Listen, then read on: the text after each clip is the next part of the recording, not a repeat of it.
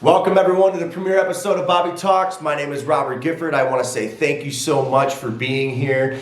You clicked on a link that must have meant that you are interested in the topic at hand. So here we are.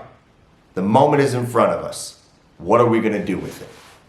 I know the only way that I knew how to get things started was by having a dialogue. Hopefully opening up a public forum where we can have a discussion and a conversation amongst each other to basically gather a new perspective. It's something that is crucial and desperately needed. I feel when we stay silent and distant from each other, that's where the ignorance grows and that's where the fear comes in. The closest relationships in your life, I challenge you to say, did they come and form when you were social distancing? I bet they didn't. I bet it's when you got deep, and I bet it's when you got close. And that type of vulnerability that you put onto each other is crucial to understanding the sides of each player in this game. Welcome everybody to the premiere episode of Bobby Talks, I put that ellipsis on there for a reason. That means there's always more to the story, and there's definitely more to the story with the topic at hand today. But before we get into that, I want to introduce my guests, my friends. On the phone with us to start is my man Gerald Brantley. Gerald's hailing from Saginaw Valley right now. Is that where you're at, Saginaw? Are you at the university or are you at Saginaw? Oh, no, I'm just in Saginaw. I'm just extremely close to the university. So I go there. Okay.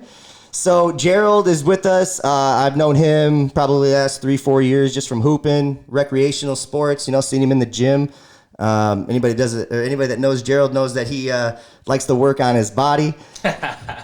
I got a picture of Gerald posted on the TV here, and the only one we could find with a shirt on. So that is not true. Check out his Facebook if you guys like what you hear today. And then sitting across from me is my man James Robinson. He is. Where are you working these days, James? I'm at PPG. Okay. Right here in Adrian. Okay. How long you been there? Been there almost 5 years. Okay. 5 years in July. And most importantly, he is a father. He is a husband. He's got 2 little girls, a 10-year-old and a 4-year-old. And I'm sure you've probably had some conversations with them about the topic today. Absolutely. Okay. Yep. I guess first and foremost, though, before we get started, I got to ask you guys a question. Is the coronavirus over? People think it is, but I don't think so. Gerald, what's your thoughts on that? Are we just, the pandemic is just no more, or what? I think we're just taking a short little intermission break here and go get some popcorn and everything. It'll be back shortly, though. Yeah. It'll be back shortly. Absolutely. Yeah, I see cases are already flying up left and right. I guess that's normal, but that's exactly. Yeah. Exactly. Anyways, all right, let's get to the topic at hand. First and foremost, I just want to say I appreciate you guys being here. I appreciate you being on the phone with us, Gerald. This is important to me because, like I was telling you guys off the air here, I'm a school teacher. Yeah. And I come from a very small school that I teach at.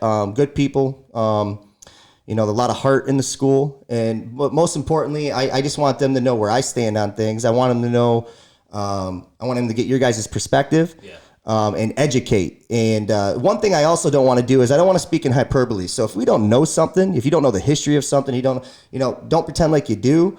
Just give us what you do know and, go from there. So we don't need to pretend like we're, historians on any topic here, but we know how you feel, and then we can go from there. So with that being said, let's talk about what happened on May 25th. George Floyd, I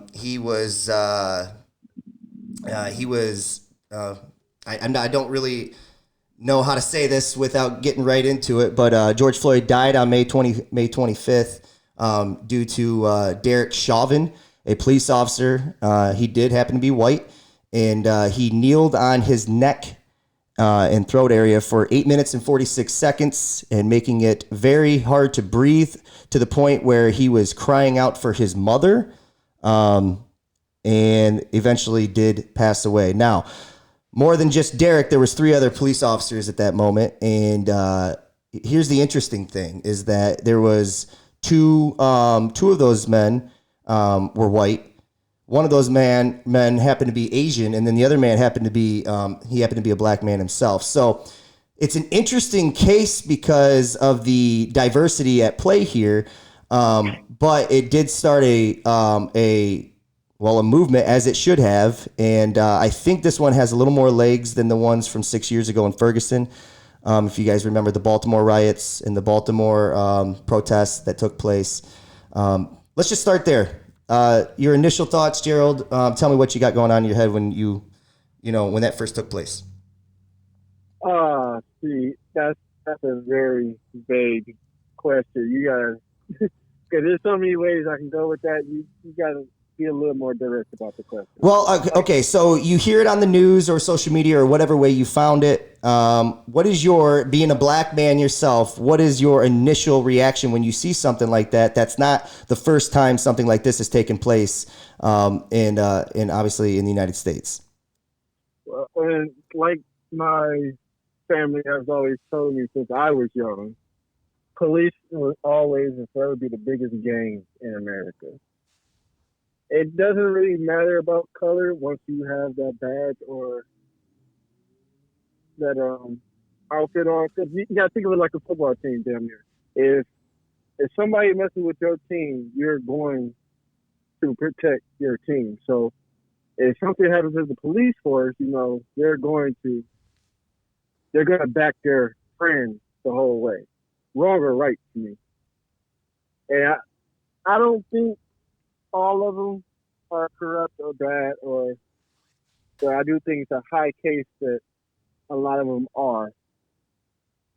And it like somebody else was saying, like it makes it hard for people like me that like try to see good in people or certain things, but to just see it blatantly and then nothing happens after so many times. It's like you how many times are you going to allow yourself to be bit by a certain thing so many times before you believe that it's just nothing you can do about it. Yeah. Let me ask you this question, just to piggyback off that. At what age do you remember your parents having that first conversation with you, just about police officers in general? At what age do you remember that being? Just ballpark. Probably like 5 or 7. Oh, really? So that young? Very young, yeah. Do you remember the reason the conversation came up? Was there a situation that took place, or was it just I was not a bad child, but I always often got into things, doing stuff I wasn't supposed to. And my mother told this like security guard or police officer to put his handcuffs on me to scare me and stuff. And I remember later after that, I said something about the officer, said that he wouldn't have really did nothing to me or something like that. She told me, like, you never know, because police officers, if they feel threatened by your skin, anything can happen. Yeah. Okay, so we'll come back to that then, Gerald. I want to get James' initial reaction, and then same question to you. How old were you when you had that first conversation? Yeah. If you had the conversation. Yeah. Me being a little bit older, 36, I mean, I had that conversation 7, 8, 9 years old. My father, growing up in Flint, Michigan, my father would branded in me, hey, don't trust the police. Don't do anything with the police. Don't talk to the police. If you're in trouble, just keep quiet and this and that, and they fear us, this and that, and it kind of stuck with me. But like Gerald was saying, I don't feel that all police officers are bad, not at all. And for instance, my daughter, she's 10 years old. She wants to be a police officer. Oh, interesting. And her seeing stuff like this makes her even want to go even harder to be a police officer, just to have that change, just to be the voice of reason. Change the world. She wants to change the world. Absolutely. Yeah. She wants to be that person that said, hey, all policemen are not bad. All policewomen are not bad. And that's her whole focus is to change the perception of how police are. And initially seeing that video, to me, honestly, I was angry.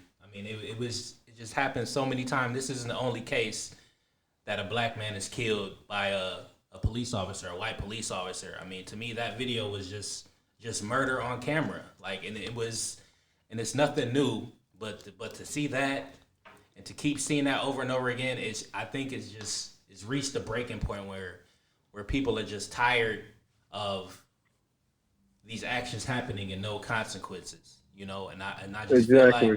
feel like people are fed up. People are just sick and tired of this happening over and over and over and over again. It's just sickening to watch. I can only watch that video one time, and it's just disturbing. The disregard that police officer had for that man, it was just unimaginable. I cannot possibly fathom As a human as being. a human being, what's going on in your head? Exactly. Your hands are in your pockets and you're on this man's neck. Just disregarding that he's yelling, he can't breathe, he's in pain, he's in shock. I mean, what human being would just disregard that? I mean, you have to have no soul to not even take your knee off his neck or your hands in the pocket, just casual, like it's another day on the job. So I mean, it's just initially I was just angry by it. I mean, it's just over and over and over again. It's not right. Right is right, wrong is wrong. That's just not. It's Right. just not right. It's not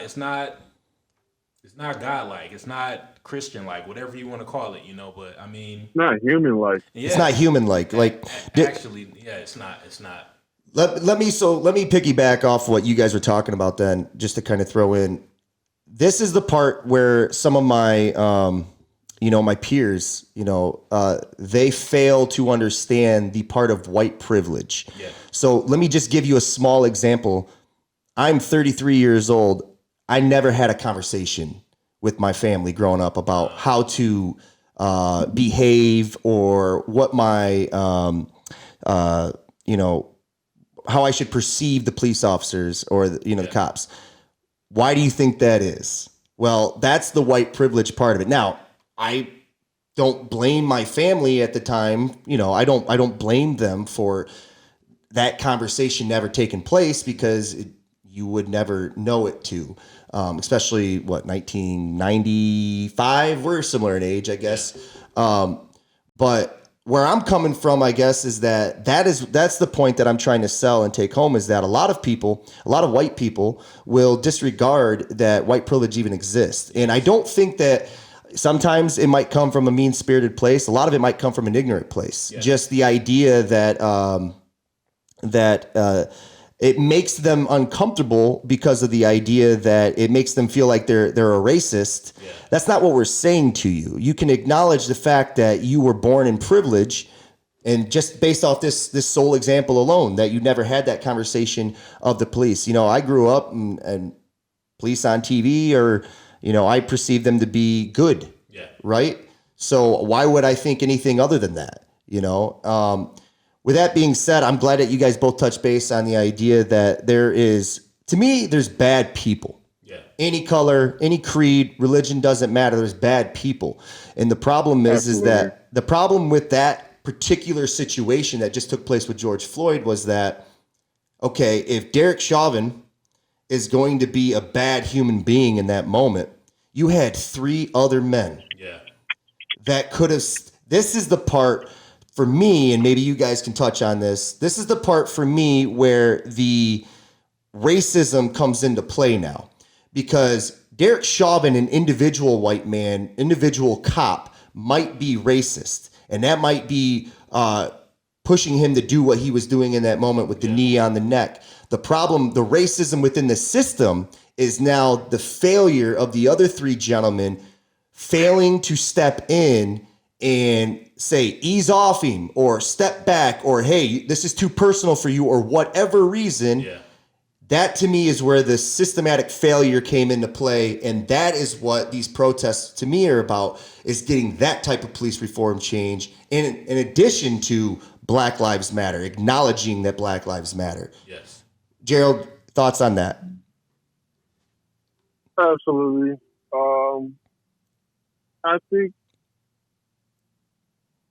because, okay, so I try to be a level-headed person. I know for a fact that I'm also a vindictive person, and I know, when we see stuff like that, we gotta at least try to help each other too. Like, if I mean, I know it's a dangerous moment at that point, but someone should at least try to walk up, throw something at that cop, or something, just to Yeah. get to the move. Like, there's too many times we just seen people recording Yeah. or watching somebody die and not doing nothing about it, and not even trying to attempt. I mean, because understand, like, if you walk up to them at least, if they're already scared, they're gonna at least change position or anything. But like, it's got to be something we can do. Is it okay? I understand what you're saying there, but the person that was filming, first of all, that's a whole nother conversation in society today about putting a camera in someone's face. Yeah. In this particular moment, I'm glad it happened, but that's a whole nother conversation. But what do you actually think somebody like the bystander that was holding the camera, you're saying that they should have stepped in and physically done something to the cops so that I'm not saying it's like certain not physically, because if that person obviously can do that, I'm just saying it's a hard situation, right? Yeah. Okay. right. I'm saying, like, I'm not about to just stand there. I'm at least try something, Sure. because if it's for cops, obviously one of them could detain somebody else and still have that man under control, right? Yeah, he wasn't fighting, he wasn't resisting. I mean, he couldn't breathe. I think it's fair to say, "Hey, Right. ease up, I can't breathe." I think that's absolutely fair as a human being. You have that right no matter what you've done or haven't done. You think was out there standing around watching that happen? Yeah. Yeah, I definitely hear what you're saying, but I mean, to me that it shouldn't. Oh, go ahead, G. I'm sorry. saying, like, no, I'm saying, like, because, like, of course I'll be scared in that situation, but if it's more of y'all than it is of them, someone's gonna have to change position. Someone's gonna have to change something to make sure you guys don't also hurt them, right? Right. Which could also might save that person's life. Yeah, there's a lot of issues here, but the first thing that came to my mind when I saw the video, and like I'm with you, James, I could only see it once and I couldn't watch it all the way through. Yeah. And I don't know if that's being fair to George to not watch it all the way through in the movement and the protest. But that's kind of where I was at. You're watching your life leave a human. That's hard to do. My initial reaction was just how nonchalant the police officer was. Yeah, And to me, man, I know I'm a white man, but to me, that doesn't matter. Like, that's a human being, and it's life leaving a human being. And he's how old is he? 46? Yeah. And he's literally asking for his mother, who's no longer with us. Yeah. So it's just, so the issue at hand. Yeah. So I don't know. It was hard. It was a hard watch, but it was the nonchalant nature of the police officer that just really cries for why we're doing this podcast right now, why the protests exist. My question to you guys is, does this, well, let me put it this way. Why this particular one? Why now? Is it just the breaking point? Why not Ahmaud Arbery just a month earlier, in the Georgia case with the three gentlemen that chased him down, put him in a situation where he had to defend his life, and he ended up getting shot and died. Yeah. So why this case? Why do you guys think now? To me, I think it's just the breaking point. I mean, enough is enough. Yeah. I mean, I feel the pain. I feel the anger. Like, enough is enough. Like, this, something has to change, whether it's reform or whether it's just getting bad people off the force. I think it reached a breaking point, and I think this situation is so major because a lot of I feel like a lot of younger white people are starting to realize, like, hey, this is wrong. Like, this is not right. And I just feel like it's a lot more awareness. It's a lot more education on what's going on. It's a lot more information on what's going on. I just think it's reached to a breaking point. Like, hey, it's strength in numbers. So I just feel like people are just sick and tired of this happening, and something has to give. Like I really don't know what's going to come after this. I mean, that's a whole different topic. If we can get in that, we can get in that. But I mean, I'm all for changing the narrative. Like has been going on for years and years and years. It's trauma. It's just basic disregard for this man's life, this black man's life, and I just think people have had enough. They've reached a point to where they can't take it anymore, and I definitely understand why these things are happening right now. Gerald, did you want to say something? It's just it gets to the point where you hear about something so much, it's hearing. It's like, okay, yeah, we know this is happening, but you haven't seen it. It's video now, and you keep seeing videos of cops getting away with low down stuff.